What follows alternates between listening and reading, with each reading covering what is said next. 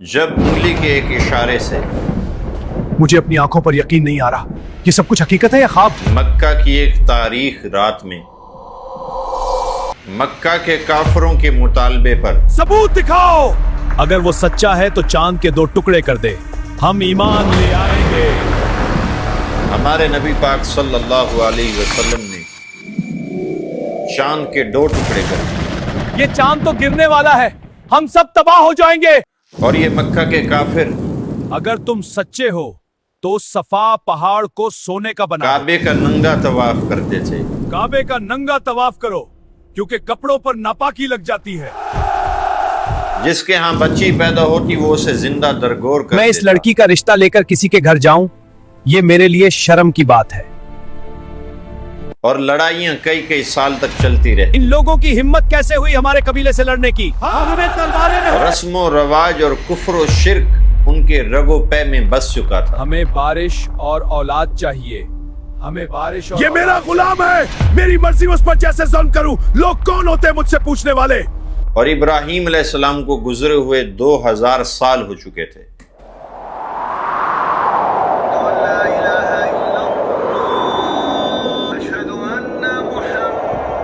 اور مکہ کے اندر وہی ملت ابراہیمی والا دین چل رہا تھا۔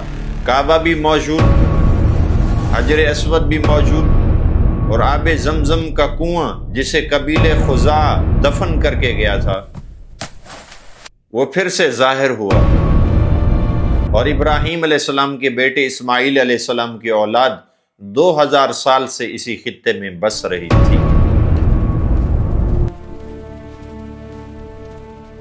حضرت عیسیٰ علیہ السلام کو گزرے ہوئے 570 سال ہو چکے تھے، اور جزیرت العرب کے نارتھ میں اس وقت کی 2 سپر پاورز رومن ایمپائر اور پرشین ایمپائر وہاں پر آباد تھی۔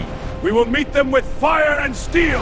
لیکن یہ مکہ کا علاقہ یہاں پر کوئی حکمرانی کرنے کے لیے تیار نہیں تھا۔ یہ بات ہے اس سال کی جس سال اللہ تعالیٰ نے اس روئے زمین پر اس نبی کو بھیجا کہ جس کی وجہ سے اللہ تعالیٰ نے کفر اور شرک اور گمراہیوں کے اندھیرے ہٹانے تھے۔ اور اسی سال یمن سے ابرہہ کا لشکر جو حملہ کرنے کے لیے آیا تھا، اس لشکر کو بھی ابابیلوں کے پرندوں سے اللہ تعالیٰ نے ہلاک کر دیا۔ پیر کے دن فجر کے وقت ہمارے نبی پاک صلی اللہ علیہ وسلم اس دنیا میں تشریف لائے، اور آپ کا پہلا معجزہ ولد مختونا، آپ جب پیدا ہوئے تو آپ کا ختنہ کیا ہوا تھا۔ آپ جب آئے تو آپ نے فوراً اللہ کی بارگاہ میں سجدہ کیا، اور پوری دنیا کے انسانوں کو یہ پیغام دے دیا کہ ہمیں صرف ایک اللہ کے سامنے جھکنا ہے۔ اگرچہ بت ہیں جماعت کی آستینوں میں، مجھے ہے حکم اعظاں لا الہ الا اللہ۔ آپ صلی اللہ علیہ وسلم یتیم پیدا ہوئے۔ آپ کی پیدائش سے چند مہینے پہلے آپ کے والد کا انتقال ہوا۔ آپ کو دودھ پلانے والی 3 عورتیں، اماں آمنہ، آپ نے چند دن تک حضور صلی اللہ علیہ وسلم کو دودھ پلایا۔ پھر اس کے بعد ابو لہب کی باندی سویبہ، پھر اس کے بعد طائف کے قبیلے سے دائیاں مکہ میں آیا کرتی تھی بچوں کو لینے کے لیے، تو اماں حلیمہ آپ کو مکہ سے طائف بنو سعد کے قبیلے میں لے کر گئی۔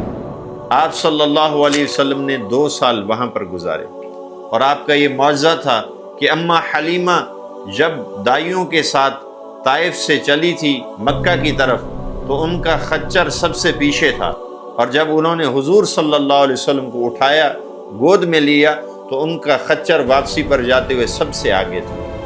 اور اماں حلیمہ کے گھر میں جو بکریاں تھیں ان کے تھنوں میں دودھ نہیں تھا، لیکن جس رات حضور صلی اللہ علیہ وسلم اماں حلیمہ کے گھر میں گئے تو ان کی بکریوں کے تھنوں میں دودھ دیکھو، حلیمہ کی بکریوں کے تھن دودھ سے بھرے ہوئے ہیں، ہاں، اور وہ صحت مند بھی ہوتی جا رہی اور ہے۔ لوگ حیران ہو گئے۔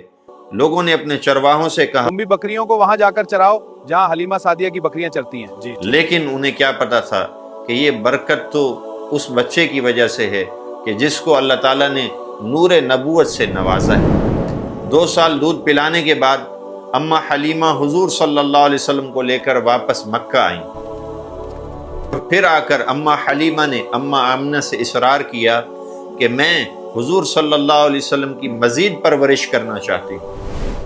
اما آمنہ نے پھر سے اجازت دے دی۔ اما حلیمہ پھر حضور صلی اللہ علیہ وسلم کو لے کر قبیلے بنو سعد چلی گئی اور وہاں پر 2 سال اور حضور صلی اللہ علیہ وسلم کی پرورش کی۔ انہی 2 سالوں کے درمیان ایک واقعہ یہ پیش آیا کہ اما حلیمہ کے بیٹے اور حضور صلی اللہ علیہ وسلم بکریاں چرا رہے تھے کہ اچانک ایک فرشتہ نمودار ہوا۔ اسے دیکھ کر حضور صلی اللہ علیہ وسلم گھبرا گئے، بے ہوش ہو گئے، اور اما حلیمہ کے بیٹے نے گھر کی طرف دوڑ لگائی۔ وہ مقرب فرشتہ جبریل علیہ السلام تھے۔ انہوں نے حضور صلی اللہ علیہ وسلم کا سینہ مبارک چاک کیا، وہاں سے دل نکالا اور تست میں دھویا، دھو کر پھر حضور صلی اللہ علیہ وسلم کے سینے مبارک کے اندر ڈالا اور اوپر سے سی دیا۔ اتنے میں اما حلیمہ بھاگتی ہوئی آئی اور حضور صلی اللہ علیہ وسلم بے ہوشی سے ہوش میں آ چکے تھے، تو حضور صلی اللہ علیہ وسلم سے پورا واقعہ پوچھا۔ جب حضور صلی اللہ علیہ وسلم نے پورا واقعہ بتایا تو اما حلیمہ گھبرا گئی۔ تو اما حلیمہ بچے کو ساتھ لے کر پھر واپس مکہ آئیں اور اما آمنہ کے حوالے کیا۔ پھر جب آپ کی عمر 6 سال کی ہوئی تو اما آمنہ اپنے مائکے جا رہی تھی، جس میں ان کے ساتھ حضور صلی اللہ علیہ وسلم اور ان کے سسر عبد المطلب اور ان کی خادمہ ام ایمن بھی ساتھ تھی۔ کچھ دن رہنے کے بعد جب واپسی مکہ آ رہے تھے تو مکہ اور مدینہ کے درمیان میں ایک علاقہ ہے ابواء، وہاں پر اچانک طبیعت خراب ہوئی اور اس جہان فانی سے کوچ فرما گئیں، اور آج بھی اما آمنہ کی قبر وہاں ابواء مقام میں ہے۔ پھر حضور صلی اللہ علیہ وسلم کی پرورش کا ذمہ ان کے دادا نے لیا۔ پھر دادا کی وفات کے بعد آپ کی پرورش کا ذمہ آپ کے چچا ابو طالب نے لیا، اور آپ کے چچا کی سرپرستی آپ کی 50 سال کی عمر تک رہی۔ 12 سال کی عمر میں ایک عجیب واقعہ پیش آیا۔ مکہ کے لوگ سال میں 2 تجارتیں کیا کرتے تھے، ایک تجارت نیچے یمن کی جانب اور دوسری تجارت شام کی جانب۔ آپ کے چچا آپ کو لے کر شام کی طرف تجارت کے لیے نکلے۔ شام میں بصرہ کے علاقے میں ایک عیسائی راہب تھا جس کا نام بحیرہ تھا۔ مکہ کے لوگ تجارت کرنے کے لیے آتے جاتے رہتے تھے، لیکن وہ راہب کبھی بھی قافلے والوں کو دیکھ کر اپنے کلیسے سے باہر نہیں نکلا۔ اس دفعہ جب حضور صلی اللہ علیہ وسلم قافلے کے ساتھ تھے تو وہ راہب اپنی عبادت گاہ سے نکلا اور قافلے والوں کو آ کر ملا اور کہنے لگا، یہ بچہ نبیوں کا سردار ہے اور رب العالمین کا رسول ہے۔ اس راہب نے قافلے والوں کی ضیافت بھی کی اور ابو طالب سے کہا کہ اس بچے کو لے کر آگے نہ جانا، کیونکہ وہ سلطنت روما کا علاقہ تھا، تو سلطنت رومی مل کر اور یہود کے علماء مل کر اس بچے کو قتل کر دیں گے، لہٰذا تم پیچھے واپس چلے۔ ابو طالب اس کی بات کو سن کر پھر واپس مکہ کے علاقے میں آ گئے۔ پھر جب آپ کی عمر 20 سال ہوئی تو قریش مکہ کے درمیان ایک جنگ چھڑی جسے جنگ حرب الفجار کہتے ہیں۔ اس جنگ میں قریش اور بنو کنانہ ایک طرف تھے اور دوسری طرف کیسے اعلان کے کچھ قبائل تھے۔ آپ صلی اللہ علیہ وسلم نے اس جنگ میں اپنے چچاؤں کا ساتھ دیا اور اپنے چچاؤں کو تیر پکڑاتے رہے، اور اسی سال ایک معاہدہ ہوا جسے حلف الفضول کہتے ہیں، جس معاہدے سے یہ قبائلی جنگ رک گئی۔ پھر جب آپ کی عمر 25 سال کی ہوئی تو حضرت خدیجہ رضی اللہ عنہا نے اپنے تجارتی قافلے کے ساتھ آپ کو شام بھیجا، اور حضرت خدیجہ رضی اللہ عنہا کا غلام میسرہ بھی آپ کے ساتھ تھا، اور اس قافلے میں بہت زیادہ نفع ہوا، اور اس تجارت میں حضور صلی اللہ علیہ وسلم کی امانت داری اور آپ کی اخلاق اور آپ کا کردار حضرت خدیجہ رضی اللہ عنہا کے سامنے واضح ہو کر آیا۔ تو اس پر حضرت خدیجہ رضی اللہ عنہا نے حضور صلی اللہ علیہ وسلم کو نکاح کا پیغام بھیجا، تو حضور صلی اللہ علیہ وسلم نے اس پیغام کو قبول فرمایا۔ پھر جب آپ کی عمر 35 سال کی ہوئی تو کعبہ کی تعمیر کا واقعہ پیش آیا کہ کعبہ کی وہی پرانی تعمیر اب جس کی دیواریں گرنے کے قریب تھی، تو مکہ کے قریشیوں نے اپنے حلال کے پیسوں سے کعبہ کی تعمیر کی، لیکن کعبہ کی ایک جانب لگا ہوا پتھر حجر اسود اب اس کو اپنی جگہ پر رکھنے کا معاملہ آیا۔ اس میں قریش اور دوسرے قبائل سارے آپس میں جھگڑنے لگے کہ اس پتھر کو ہم رکھیں گے، اس پتھر کو ہمارا قبیلہ رکھے گا، کبھی نہیں، یہ ہمارا حق ہے، لڑ کر دیکھ۔ اور قریب تھا کہ بڑی لڑائی ہو پڑتی، لیکن اللہ تعالیٰ نے ان کے دلوں میں ایک بات ڈالی اور انہوں نے کہا جو کعبہ میں سب سے پہلے دکھائی دے وہ جو فیصلہ کر دے اس پر سب متفق ہو جاؤ۔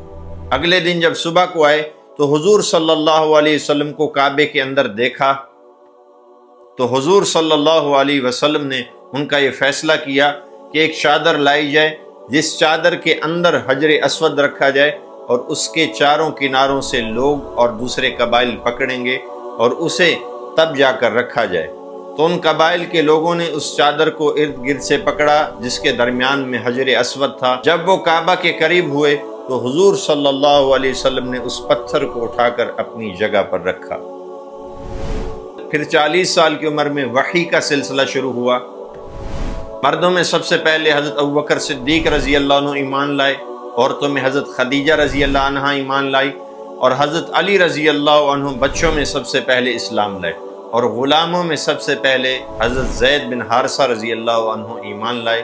اور جو کلمہ پڑھ کر اسلام کے دائرہ میں آتا تو اسے سخت سے سخت تکلیفیں دی جاتی۔ اسے سزا دو، نہیں میں بے گناہ۔ حضور صلی اللہ علیہ وسلم نے 3 سال تک چھپ کر دعوت دی، جسے دعوت سریہ کہتے ہیں، اور پھر اس کے بعد اللہ تعالیٰ نے حکم دیا کہ میرے بول کو لوگوں کے سامنے بولیں۔ محمد تو آج کل کھل کر دین کی تبلیغ کر رہا ہے جسے سن کر لوگ مسلمان ہوتے ہیں، جسے دعوت جہری کہتے ہیں۔ جب آپ صلی اللہ علیہ وسلم نے دعوت جہری دی، یعنی کھل کر اللہ کا پیغام لوگوں میں سنایا، تو یہ کفار لوگ حضور صلی اللہ علیہ وسلم کے اور زیادہ مخالف ہو گئے۔ اسے سزا دو۔ دعوت جہری کے 10 سالوں میں 3 سال درمیان میں ایسے بھی آئے جس میں حضور صلی اللہ علیہ وسلم اور آپ کے خاندان کو شیب ابو طالب کی گھاٹی میں اس جگہ بند کر دیا گیا، اور آپ سے لین دین اور تعلقات کو قطع کر دیا گیا۔ یہ 3 سال کی قطع تعلقی کب ختم ہوگی؟ اب تو درختوں کے پتے بھی ختم ہوتے جا رہے ہیں۔ اور وہ 3 سال انتہائی مشکلات کے تھے۔ حج کے دن آئے تو لوگ دور دور سے حج کرنے کے لیے آتے تھے۔ حضور صلی اللہ علیہ وسلم ان حج پر آنے والے لوگوں کو اللہ کی طرف بلاتے تھے۔ حضور صلی اللہ علیہ وسلم دعوت دینے کے لیے گئے تو ابو جہل، ولید بن مغیرہ اور عاص بن وائل یہ وہاں پر موجود تھے۔ انہوں نے حضور صلی اللہ علیہ وسلم سے کہا اگر وہ سچا ہے تو چاند کے 2 ٹکڑے کر دے، ہم ایمان لے آئیں گے۔ تو حضور صلی اللہ علیہ وسلم نے چاند کی طرف اشارہ کیا تو اس چاند کے 2 ٹکڑے ہو گئے، اور ایک ٹکڑا جبل ابی قبیس کی جانب ہوا اور دوسرا ٹکڑا جبل ابی قبیس کی دوسری جانب ہوا۔ اور اس واقعے کو سب لوگوں نے دیکھا، لیکن یہ مکہ کے کفار کہنے لگے ہاں مجھے یقین نہیں آ رہا، یہ کوئی جادو ہے۔ اور اس واقعے کو اللہ تعالیٰ نے قرآن کے اندر سورہ انشقاق کے اندر بیان کیا۔ یہ حضور صلی اللہ علیہ وسلم کا کھلا معجزہ تھا، لیکن ایمان لانے والے اسے دیکھ کر ایمان لائے اور کافر اسی کفر پر اڑے رہے۔